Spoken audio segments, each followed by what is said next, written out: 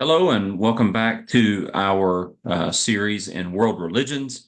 Today is our lecture on Islam. And if you've viewed previous lectures, I mentioned in my lecture on Judaism and Christianity that those religions were going to break up into two lectures each, one for the history and the other for the beliefs.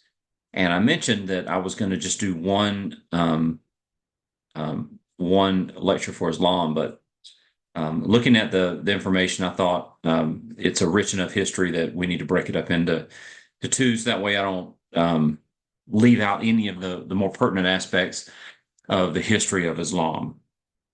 So here we are in the final religion. This is not the final lecture. There are two more lectures. So we're going to do the history of Islam, and then we're going to do um, Muslim theology or the beliefs, the major beliefs in Islam. And then the final lecture will be theistic reasons why theists believe in God. So, how do theists prove that God exists versus atheists? So it's not necessarily Christian, not necessarily from a particular religious perspective, other than just a theistic perspective. So this lecture, the lecture on the beliefs in Islam, and then the theistic cosmology and theistic the moral argument. So we'll look at those two things. All right, so let's get started here with history of Islam. So to think about the Muslim religion, just like Judaism, it all kind of starts on the Arabian Peninsula. And so when you look at the Arabian Peninsula, there is a look that you get before Islam, and then obviously it all changes, after after all of the various tribes come together under one religion. But as we've noted in previous lectures, Arabs trace their lineage back to Abraham, or Ibrahim, as you'll see it written. It's essentially a translation from Arabic. So in English, you'll see it as Ibrahim. So if you remember the story, Abraham and Sarah were married, were promised a child, didn't have a child. Hagar was Sarah's servant, her slave, and she convinced Abraham to have sex with Hagar. She had a son. His name was Ishmael, and so it was from Ishmael that the Arabs were born. So that's who they trace their lineage back to. So Abraham, according to Islam, brought Hagar and her son Ishmael, his son Ishmael, to Mecca. Mecca is a city in modern day Saudi Arabia on the Arabian Peninsula.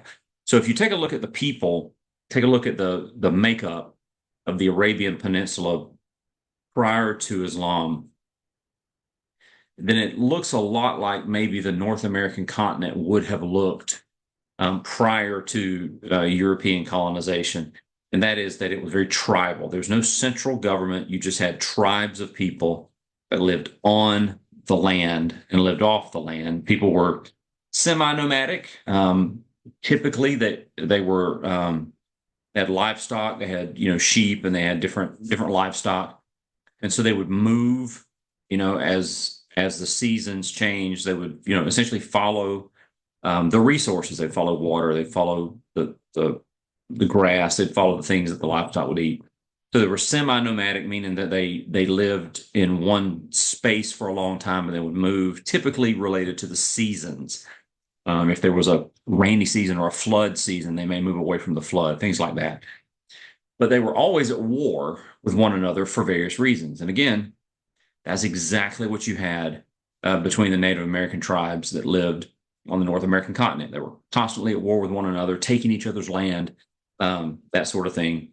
But because they were so semi-nomadic and they were traveling so much, that the people were constantly there was a constant threat that these large bands of thieves would attack the caravans.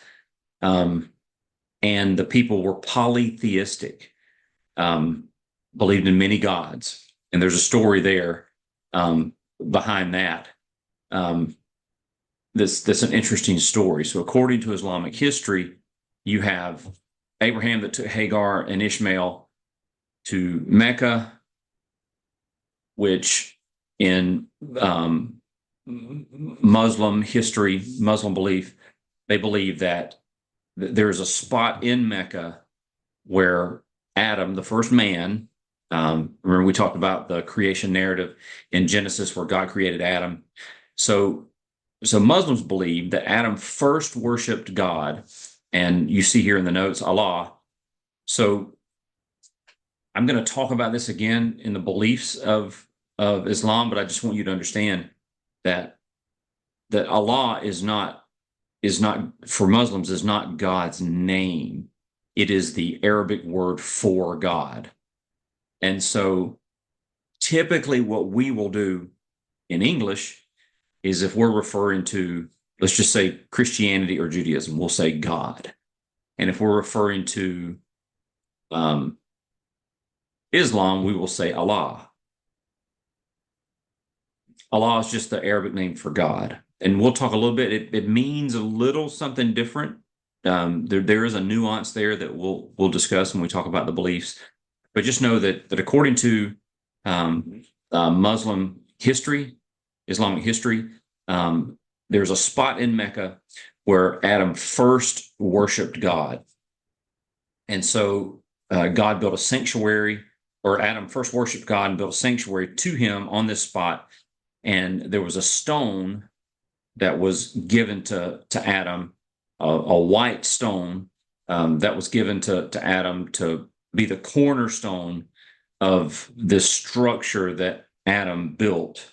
And because of the sin, because of people's sin, it turned black. So it's an actual meteorite. Still exists. We're going to talk about it in just a minute. There's a black meteorite. So what happened at this structure was that over the years, it became a place for all the various deities that were worshipped by all these Arabic tribes. And so this spot in Mecca housed this structure called the Kaaba was there.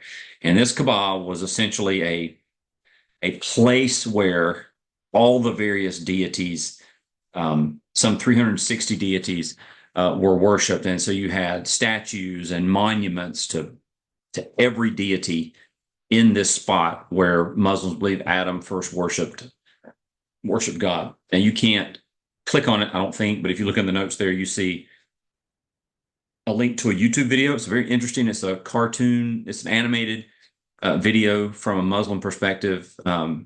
It's very informative over how the Kaaba came to be. So I would really encourage you to post that link and into your search bar and watch that video if you're interested. I think it's very informative. Certainly, I think more informative than I just gave. It's short and sweet, very informative. So here's a map. We've looked at this map a couple of times now from different perspectives, but this is a map of pre-Islamic Arabia. You see the various cities there. If you look sort of in the center, you see Yathrib or Medina, the city of Medina.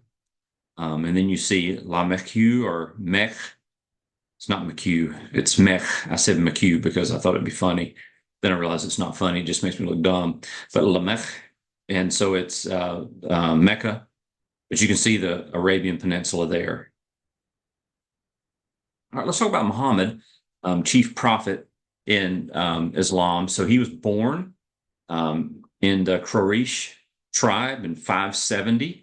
It's a very powerful tribe, but his family wasn't necessarily prominent, but his dad died not long after he was born, and then his mother died when he was a boy. And so his grandfather, who was a leader in their tribe, put his uncle in charge of him. And so his uncle put him to work as a shepherd.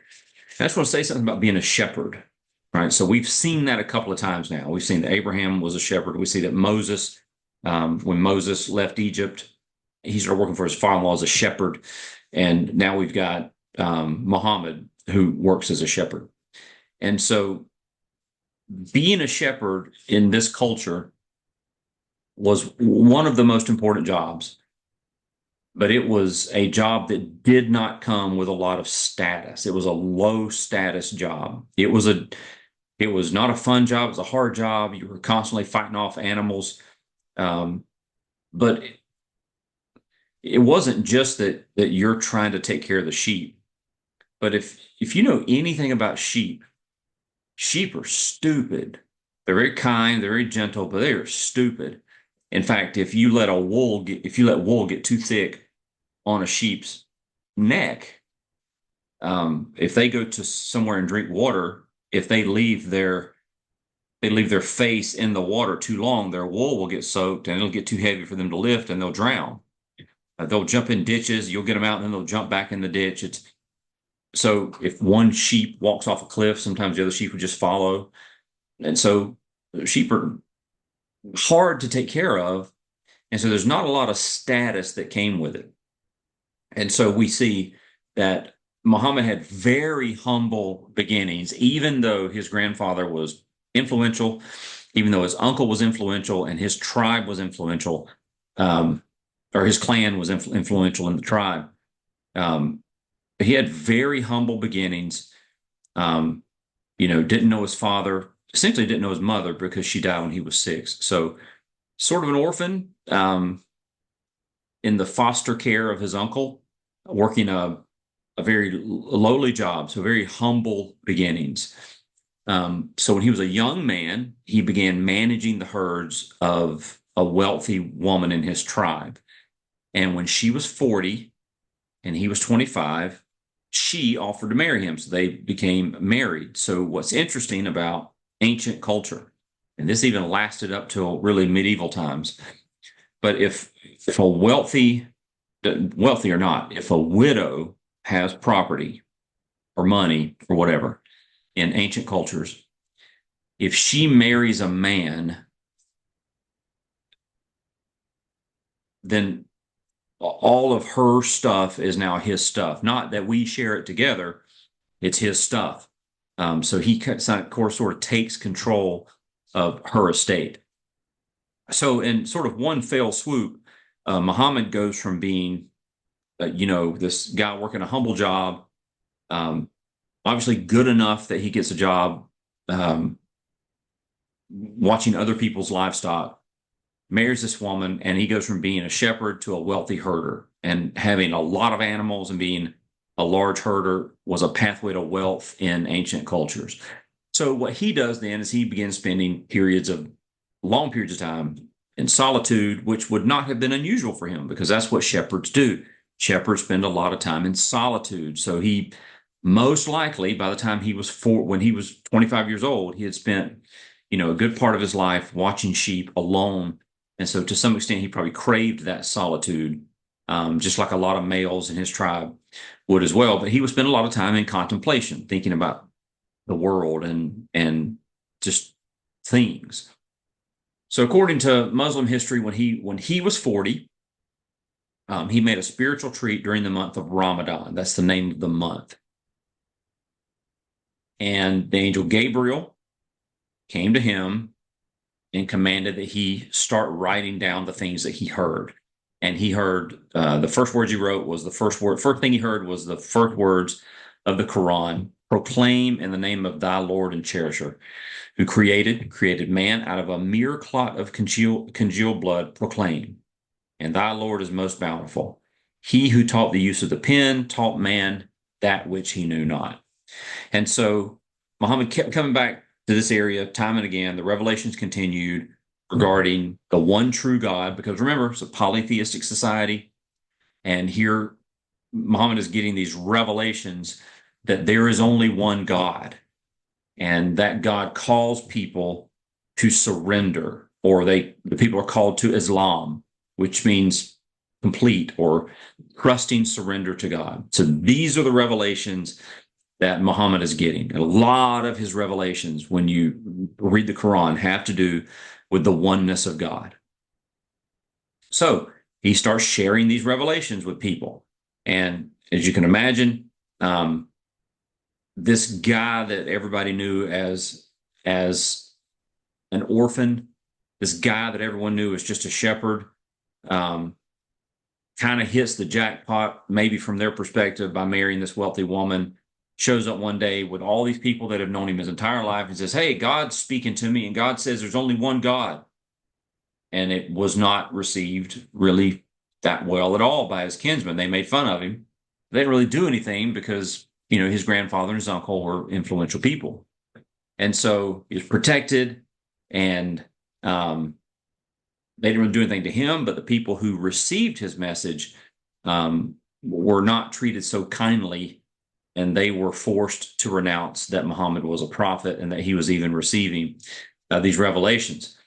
But what's interesting about when you look at some of the aspects of Muhammad's teaching was that there was this erasing, not erasing totally, because you can't really, not in ancient culture, you can't really erase completely, but there was this blurring, if you will, of certain social class distinctions. And even though slavery was common, listen, I don't know what you know about world history, but almost every people group on the planet have been slaves at some point. So slavery is a big part of world history, a big part of the human experience. It's no different in Muhammad's time. But he began to teach even that in God's eyes, even slaves, had value in the culture, and they should be treated as people with value. So eventually, all this preaching and all this talking about there's only one God got him banished from the tribe. He and his followers moved to the desert and almost died. But eventually, they were allowed to return, and things just got worse from there, if you can imagine. So when he turned 50, Muslims refer to his 50th year as his year of sorrows. This is when his wife died, his uncle died, nobody really to protect him from the tribe, and so persecution against him grew significantly. And at the height of these persecutions, Muslims believe that Muhammad experienced what they call the night of ascension. That's where he ascended into heaven. He met Adam, he met Jesus. He saw heaven, he saw hell, and he received Allah's blessings for what he was doing. So eventually, he's continuing on. He's continuing to preach his message and share his revelations. Eventually, he meets these pilgrims from a community north of Mecca. We identified it on the map earlier as Medina, Yathrib. So they came to him, they visited him, they heard his message, and they proclaimed him their prophet and invited him to come live in Medina. So now things change almost instantly for him. He goes to Medina, draws up a constitution, and essentially creates the world's very first Islamic theocracy. Now, if you're not familiar with that term, theocracy, it's essentially a state, country, a city-state. It's a political border. It's a political entity that is primarily ruled based on religious teachings. So you could consider ancient Israel a theocracy because they had the law. Remember, we talked about 613 laws. After the Reformation, John Calvin became sort of the chief person in Geneva and essentially made Geneva into a theocracy of sorts. And that's essentially what's happening right here. Muhammad drew up a constitution and rules it based on the revelations that he received, and creates a theocracy. Well, in 622, things begin changing, less persecutions, more people accept him, because remember, he has a whole city now that recognizes him. And so you have visitors come to that city, they hear the message, they hear the message from other people, they hear the message from tribes that are traveling, right? We talked about how it's still a real mobile society, traveling from one place to the other, a lot of caravans, a lot of trade between cities. And so you have all these people who are traveling, they're talking about Muhammad, they're talking about the revelations that he's receiving, and more people begin accepting his message. And so Medina, Yathrib, finds itself at war with Mecca, essentially a religious war of sorts. And then in 630, Muhammad travels to Mecca, and they can't really fight his army, so Meccans surrender. Muhammad moves in. Remember, we said that the Kaaba had these, almost 400 different idols that were set up to all these different deities. Well, Muhammad moves in, he cleanses the Kaaba and makes it a place, holy place, where even today, Muslims will travel to Saudi Arabia from all over the world, and they will visit the Kaaba. Now, if you're not a Muslim, you'll never see it. You'll see a picture of it, but you'll never see it in person because you have to be a Muslim to go to the Kaaba. So he returned to Medina, and then now that he had sort of settled things with his biggest rival, which was Mecca, he had enough people and enough followers that he began conquering other areas. And if you just think about what Muhammad was able to do, just from a military perspective. Now, this guy, we've already established, had very humble beginnings, right? He's an orphan to an extent, probably not the best term to use, but essentially an orphan raised by his uncle, put to work as a shepherd, not the job he's not sitting in a boardroom somewhere making orders. Or barking out orders. He's just doing what he's supposed to do alone for the most part. Ends up marrying really well, but still he's just Muhammad. And then once he begins to have a following and begins to undertake the task of conquering other places in the name of Allah, it's one of the most successful military campaigns I think ever in the history of the world. He began conquering North Africa, Yemen, Oman, Bahrain, and then in 632 he dies. And then after he dies, his friend Abu Bakr, it's pronounced Bakr, became the first caliph of Islam. That would be the person who takes Muhammad's place as the leader of Islam. So during Muhammad's life, he did what few people have been able to do through history, and that's really combine secular and religious power. And he began to unite these Arabian tribes. Remember, all these tribes they were always at war with each other, and they worshipped all these different gods, and they were attacking each other on the road, and they were constantly at war. But what Muhammad does was through his revelations and through, all these people who are converted to Islam, he's able to unite all these tribes under essentially one theocracy. And then the trend just continues with his successors.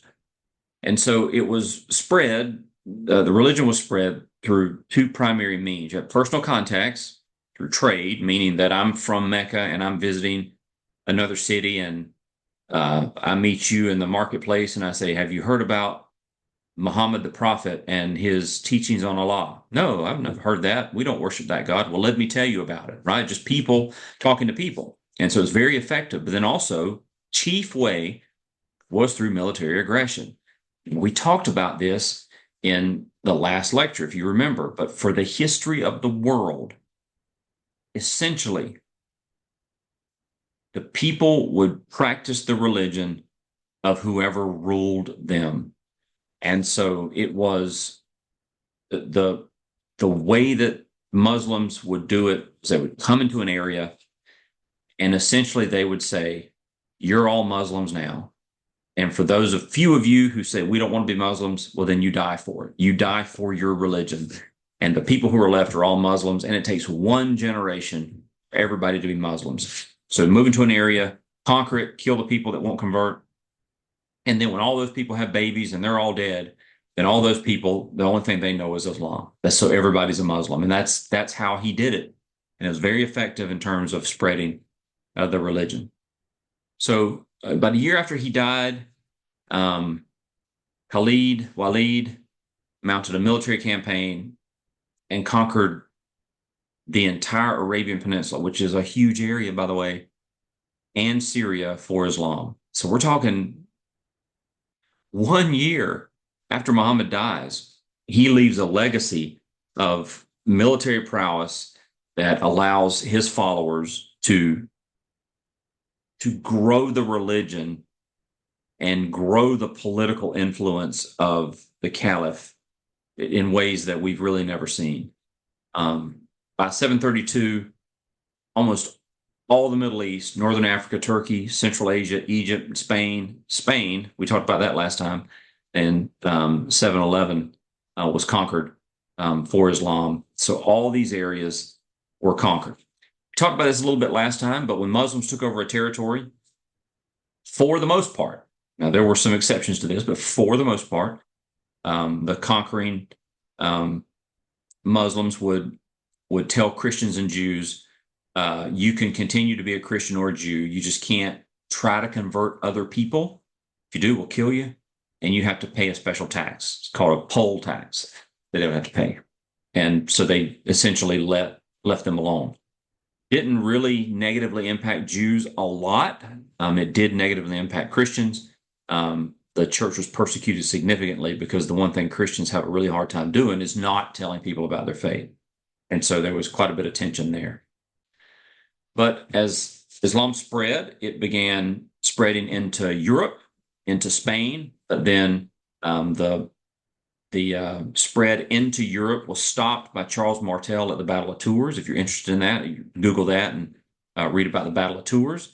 And so since the expansion into Europe was halted, Muslims began setting their sights instead of into Europe, expanding eastward towards Asia, which they did.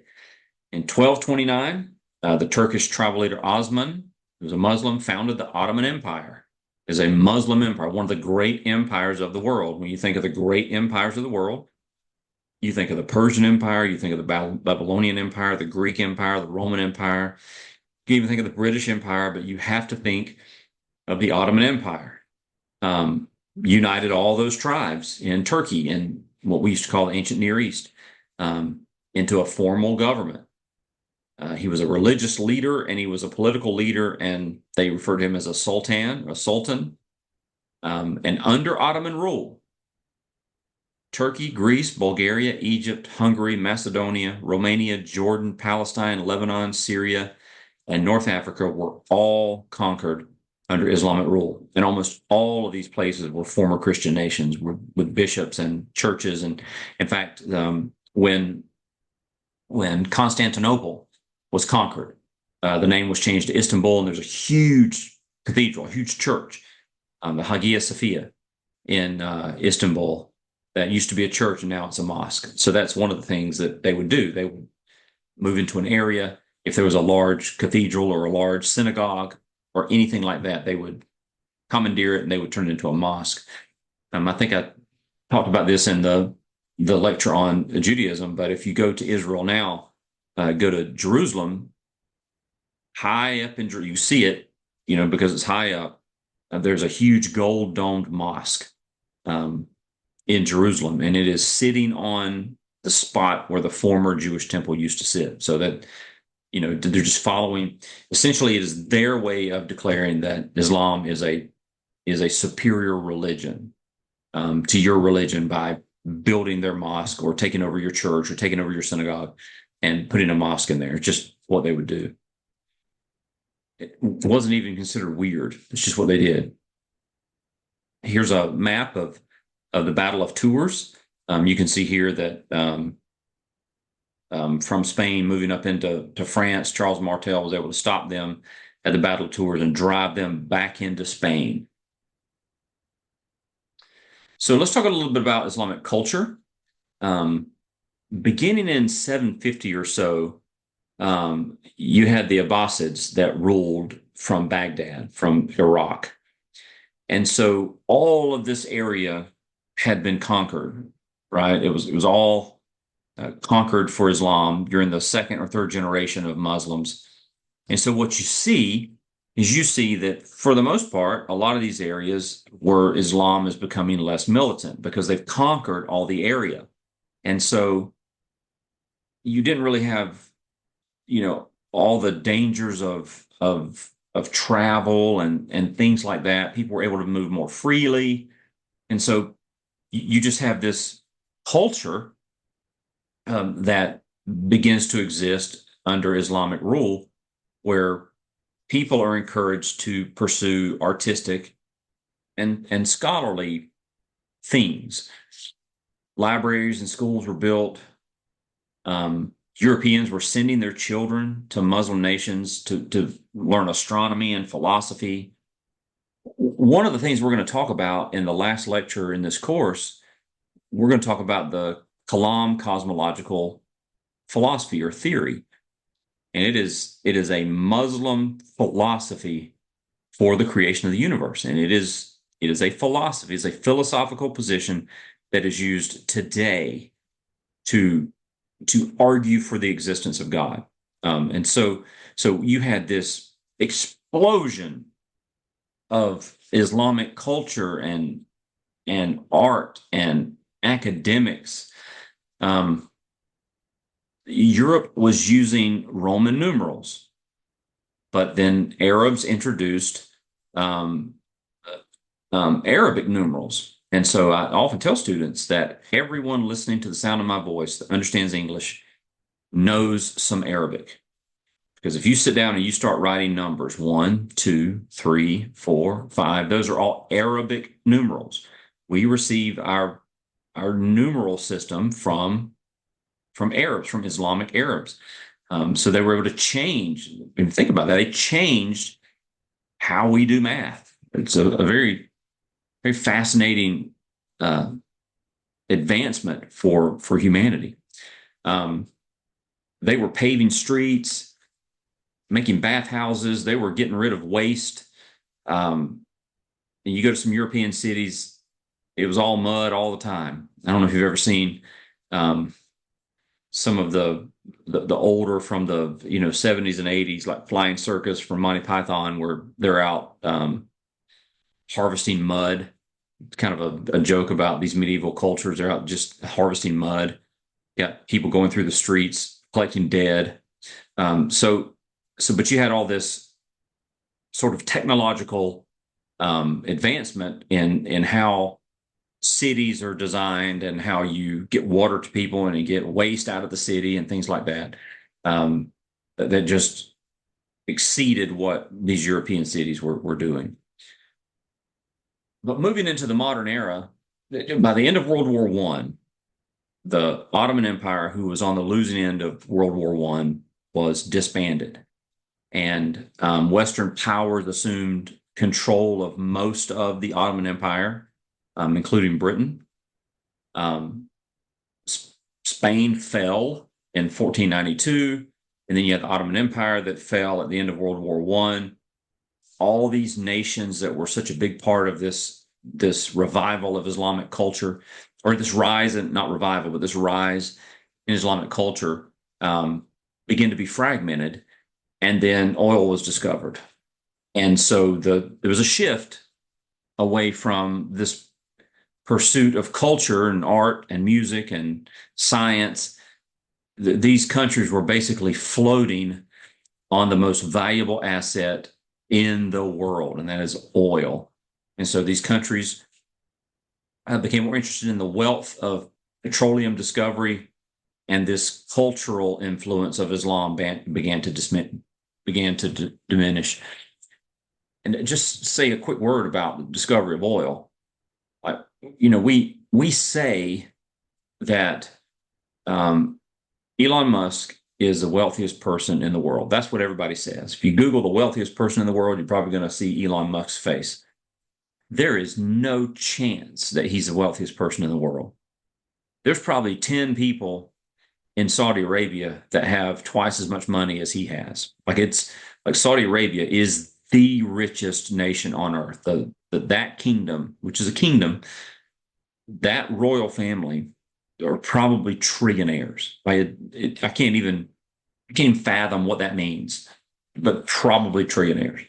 But that's what happened to all these Islamic countries was they began to focus on um, wealth from the oil, and some of the cultural stuff began to diminish. So then you have. So let's just go back. So you've got a fall in this cultural influence. You have the creation of these wealthy states that are floating on oil. They're selling oil to the West, and they're using this money to take care of their people. They're building roads. Nobody's paying taxes. Like it's like you're subsidizing people's lives. Um, People are spending less time doing really creative, productive things, and that creates a really negative culture waiting for some sort of negative explosion. And it happened at the end of World War II with the modern nation of Israel in 1948 going online. Muslim countries, any of the Muslim countries that were members of the United Nations voted against the resolution to create Israel in 1948. And so when Israel was formed in 1948, all these countries began to rally around the destruction of Israel. And that began to fuel the modern notion of radical Islamic terrorism. And so what's interesting about this discussion is there is an entire generation of people going back to the 40s and the 50s, 2 generations, 3 generations of people that their perception of Islam is somehow tied to terrorism. But you have centuries, sorry, that was my phone. You have centuries of Islamic culture that just wasn't a part of it. So the reality is, unfortunately, terrorism is a part of what people think of when they think of Islamic culture, but that's not the way it's always been. And certainly, it doesn't even reflect the majority of Muslims, but it's kind of what, unfortunately, they've been known for. Looking at the sort of the genesis of the terror aspect of Islam, Yasser Arafat, who's dead now, started the Palestinian Liberation Organization. All right, let's talk about this for just a second. All right, so when Israel became a nation in 1948, you had Arabs and you had Jews. They were all living side by side. So they become a nation. All of the nations around Israel, Egypt, Jordan, Lebanon, Syria, Iraq, Iran, all these nations opposed the creation of the Jewish state. And so when Israel became a nation, they were attacked. Now, when they became a nation, everyone who lived in the borders was given the opportunity to be citizens of the new nation. So you had Arabs that were citizens and you had Jews that were citizens. But a lot of these Arabs, sensing that war was coming, took off towards some of the areas around them to escape war.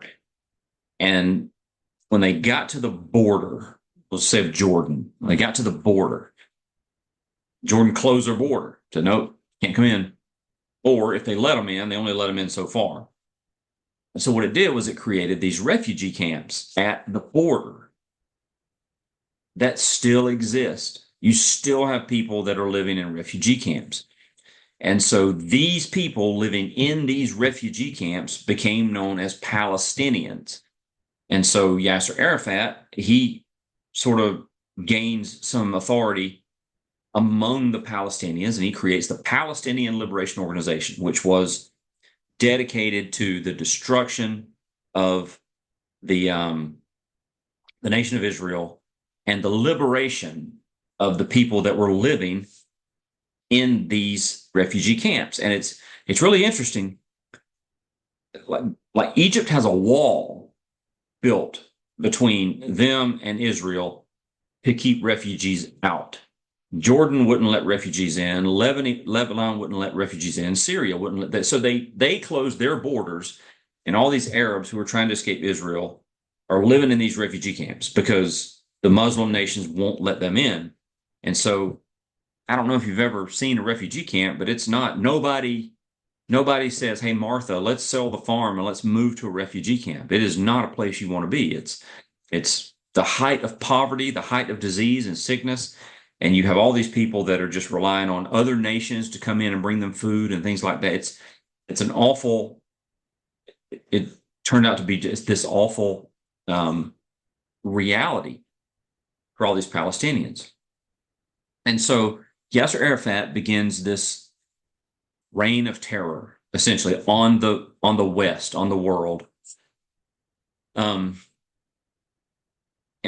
takes the position that that they can kill enough Westerners to force the West to make changes in Israel. So if you were a pro-Israel nation of any kind, then you were a target for Yasser Arafat and for terror. February 21st, 1970, he bombed Swiss Air Flight 330, killing 47 passengers. On May 8, 1970, bombed a school bus, killed 9 children. There's a movie, Munich, I think is the name of the movie. You can watch it on probably Netflix or something like that. September 5th, 1972, the PLO sneaks into the Olympic Village, takes 11 Israeli athletes hostage and kills them at the Munich Olympics. May 15, 1974, a Lebanese school is attacked. 21 children are killed. Israeli bus is bombed, kills 21 people. And you just have the decades of terror, right? So in 1993, this was right before Clinton left office. I think it was right before he left office. I'm trying to remember, maybe the end of his first term, whatever. President Clinton gets the Israeli Prime Minister Yitzhak Rabin and Yasser Arafat together, and for the first time, the PLO and Israel sign a peace accord. They all won Nobel Prizes for it because it was such a big deal that you have finally, after decades of terror and decades of armed conflict, you finally have a peace deal in the Middle East. Everybody celebrates. Everybody gets a Nobel Prize for it. But then Arafat just continues attacking Western targets. And then the next big event in the history of Islamic terrorism takes place during the Gulf War. It is when Saddam Hussein, the dictator over Iraq, decides to invade Kuwait. Well, the whole world says, nope, can't do that. So there was this huge coalition of nations, Muslim nations, Western nations, led by the United States and Great Britain, that essentially were committed to driving Saddam Hussein out of Kuwait. Well, Saudi Arabia was on the side of the coalition, and they allowed the United States and some of the other nations to house their troops in Saudi Arabia, which is considered sacred by Muslims. So there was one Muslim in particular who was a member of the royal family, a distant member of the royal family. Osama bin Laden takes offense at all these infidels desecrating Muslim land, and he starts with his group called Al-Qaeda, initiating terrorist attacks against American targets. 1992, he bombs a hotel in Yemen. 93, I don't know if you knew this or not, but a car bomb went off in the basement of the parking garage of the World Trade Center. Did some damage, but obviously not as significant as future damage to the Trade Center. 1995, bombed a hotel in Riyadh, targeting Americans.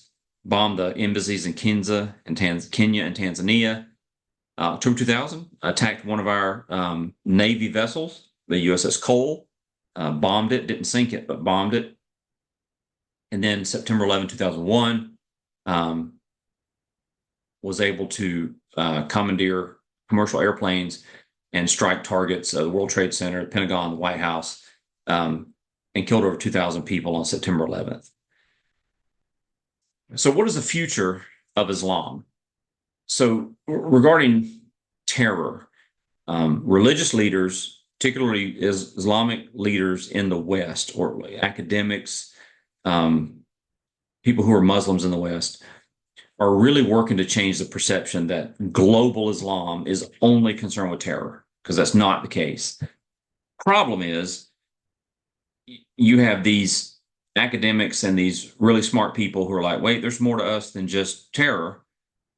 But then what you have is, unfortunately, the lack of these voices that are also in opposition to Sharia law. And we'll talk a little bit about Sharia law in a minute when we talk about the Muslim beliefs. And so moderate Muslims just, they're not really engaged in all that. They're just trying to live their lives and do their own thing, and they're not really working with them to change the perception. So the challenge, as far as I can see it, for Muslims is that in order for this golden era of Islam to be regained, I think that what religious leaders are going to have to do is they're going to have to make a commitment to work with non-Muslims. And Muslims are going to have to stop being offended when people who aren't Muslim practice other religions, particularly in traditionally Muslim regions. There are some areas in Asia where you see Muslims attacking churches and attacking Christians all the time. Because how dare you not practice Islam? So I think that for them to regain some of that golden era, as that they experienced for so many years, that's one of the things we're going to have to do. They're going to have to teach other Muslims to stop being so offended. And if you want to convince people to be Muslim, there are other ways to do it. All right, so that wraps up our lecture on the history of Islam. Hope you enjoyed it. Next lecture will be a dive into what Muslims believe. So I'll see you next time.